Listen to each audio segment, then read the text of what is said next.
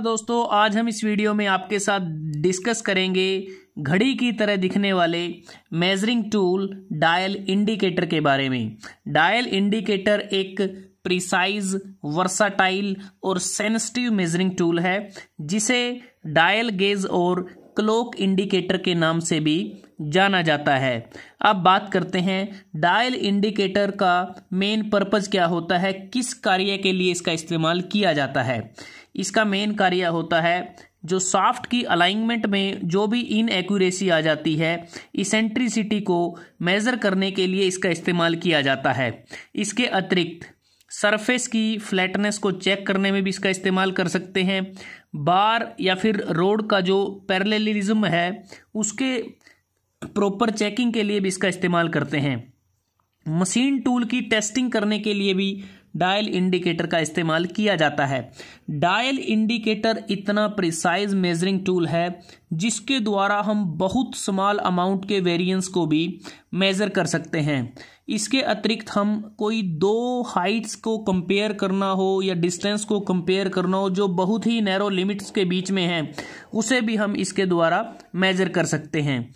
अगर बात करते हैं मटेरियल की, तो इसके ये जो स्पिंडल है या जो स्टेम है ये स्टेनलेस स्टील के बने होते हैं और इसकी जो कैशिंग होती है वो मेटल की बनी होती है, स्टेनलेस स्टील या माइल्ड स्टील की वो बनी होती है। और जो डायल इंडिकेटर है ये हमें इंचेस यूनिट में भी अवेलेबल होता है और मीट्रिक यूनिट में भी अवेलेबल होता है, लेकिन मोस्ट कॉमनली मीट्रिक यूनिट का इस्तेमाल किया जाता है जिसकी मेजरिंग जो एक्यूरेसी है वो 0.01 मिलीमीटर होती है। और इसको और फर्दर जो एक्यूरेट वर्क है उसमें भी इस्तेमाल कर सकते हैं जिसमें इसकी जो मेजरिंग एक्यूरेसी है वो 0.001 मिलीमीटर भी हो सकती है। अब बात करते हैं डायल इंडिकेटर में कौन कौन से पार्ट होते हैं। तो सबसे पहले अगर आप इस डायग्राम को देखें, ये जो डायग्राम आपके सामने है, तो यहाँ पर बहुत सारे पार्ट हैं। तो सबसे पहले हम शुरुआत करेंगे, ये जो पार्ट है इसका जो साइड व्यू हम देख रहे हैं, ये जो पार्ट हमें दिख रहा है ये इसकी मेटल केसिंग होती है।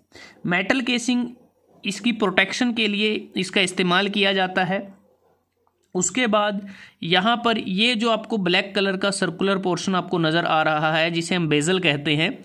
बेजल बेसिकली इसको हम रोटेट कर सकते हैं। जब हमें इसे जीरो सेटिंग करनी होती है डायल इंडिकेटर की, तो बेजल को रोटेट करके जीरो सेटिंग की जाती है। तो बेजल एक प्रकार से जो डायल फेस हम इसको बोल सकते हैं। उसके बाद अगर हम बात करें, नेक्स्ट है लॉकिंग क्लैंप। ये लॉकिंग क्लैंप है। जब हमें इसका जो मेन पॉइंटर होता है इसको 0 पर सेट कर देते हैं तो लॉकिंग क्लैंप को लॉक कर दिया जाता है जिससे जो बेजल है वो रोटेट नहीं करता। उसके बाद अगर हम बात करें, जो नेक्स्ट हमारे पास है ग्रेजुएटेड डायल।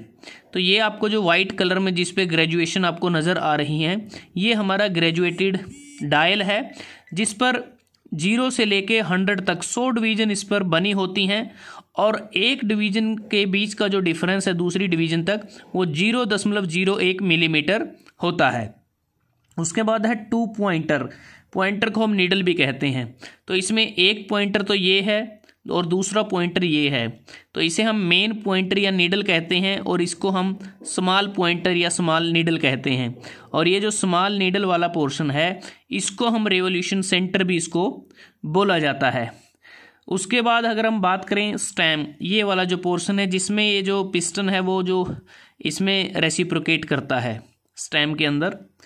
उसके बाद रैक, स्पिंडल या प्लंजर, ये वाला जो पोर्शन है जिसे हम प्लंजर या फिर रैक स्पिंडल बोलते हैं, जो अप एंड डाउन ये रेसिप्रोकेट कर सकता है। और यहाँ पर ये कॉन्टैक्ट पॉइंट है, हम जिस सरफेस की हमें फ्लैटनेस चेक करनी है तो वहाँ पर इसको रखा जाता है। उसके बाद अगर हम बात करें, ये जो पूरा मैकेनिज्म है डायल इंडिकेटर का, ये रैक और पिनियन प्रिंसिपल के आधार पर ये कार्य करता है। और यहाँ पर ये डस्ट कैप है कि इसमें किसी प्रकार की डस्ट अंदर ना चली जाए, तो डस्ट कैप को यहाँ पर कवर कर दिया जाता है। अब बात करते हैं कि ये जो मेन स्पिंडल की, जो मेन पॉइंटर की हम बात कर रहे हैं, क्योंकि ग्रेजुएटेड डायल में क्या है 100 डिवीज़न होती हैं और एक डिवीज़न यहाँ पर रिप्रेजेंट करती है कि हमारा जो प्लंजर है वो 0.01 मिलीमीटर वो यहाँ पर मोमेंट लेता है। अगर हमारा जो प्लंजर या फिर जो रैक स्पिंडल है, अगर वो 1 mm अगर वो ऊपर जाता है तो हम कह सकते हैं कि यहाँ पर जो ये मेन पॉइंटर है ये 0 से लेके पूरा एक हमारा रेवोल्यूशन कंप्लीट करता है। मतलब कि जब मेन पॉइंटर एक रेवोल्यूशन को कंप्लीट करे तो इसका मतलब ये है कि जो प्लंजर है इसमें 1 मिलीमीटर की मूवमेंट आई है। और यहाँ पर जो स्मॉल पॉइंटर वाला पोर्शन है ये हमें बताता है, इसके द्वारा हम देख सकते हैं कि रीडिंग लेते समय कि मेन पॉइंटर के नंबर ऑफ रेवोल्यूशन कितने हुए हैं। तो एक प्रकार से ये इंडिकेट करता है कि जो मेन नीडल है इसने कितने रेवोल्यूशन कंप्लीट किए हैं, वो हम रेवोल्यूशन सेंटर से देख सकते हैं। अब बात करते हैं कि इसमें जो मैकेनिज्म है वो किस प्रकार से इसमें कार्य होता है। तो ये इसका बिल्कुल हमने इस पीछे का पोर्शन इसमें दिखाया है, जिसको बिल्कुल डिसेंबल कर दिया गया। उसके बाद हम देख रहे हैं कि ये हमारा क्या है, ये प्लंजर है। प्लंजर में यहाँ पर अलग से ये जो इसका अलग से साइड है, तो ये यहाँ पर रेसिप्रोकेट करती है इस पोर्शन में, और यहाँ पर एक स्प्रिंग लगा है। ये जो स्प्रिंग है ये जो मेटल की जो केसिंग है और प्लंजर इसके बीच में लगा है। जब ये प्लंजर ऊपर जाता है तो ये क्या है, ये एक्सटेंड हो जाता है और फिर वापस ये इसको नीचे की तरफ ले आता है।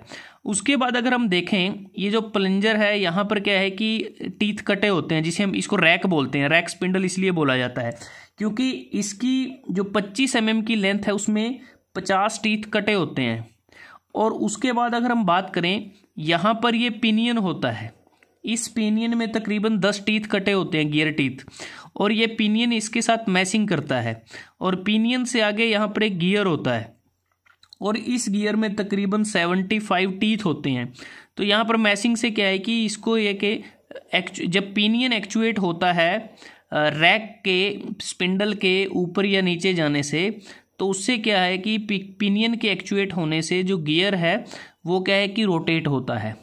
और गियर की अगर हम बात करें, ऊपर भी यहाँ पर भी ये जो रैक है एक पिनियन के साथ अटैचमेंट में है, और यहाँ पर जो पिनियन के साथ अलग से मैचिंग में है बड़ा गियर। और इस गियर के साथ अगर आप देखें, ये आपको हेलिकल स्प्रिंग इसमें नज़र आ रहा है। हेलिकल स्प्रिंग हम इसमें इस्तेमाल करते हैं ताकि इसमें जितने भी हमने जो पूरा गियर ट्रेन इसको अगर हम बोलें, क्योंकि अलग अलग गियर हम पिनियन इसमें इस्तेमाल कर रहे हैं जो अलग अलग जगह पर हैं। तो जो हेलिकल गियर है यहाँ पर कांस्टेंट मैचिंग प्रोवाइड करता है सभी लिंक्स के बीच में, और जो बैकलेस एरर है उसको भी ये कम करने का कार्य करता है। तो दोस्तों इसका जो लीस्ट काउंट है वो 0.01 मिलीमीटर है। अगर अब बात आती है जब हम डायल इंडिकेटर का इस्तेमाल करते हैं, क्या उस समय हमें कुछ केयर रखनी चाहिए? बिल्कुल रखनी चाहिए, क्योंकि जो डायल इंडिकेटर है ये एक प्रकार से अगर हम बात करें बिल्कुल फ्रजाइल मेजरिंग डिवाइस है। अगर इसमें किसी प्रकार का झटका या वाइब्रेशन लग जाएगी तो इसमें क्या होगा कि ये इनएक्यूरेट हो जाएगा।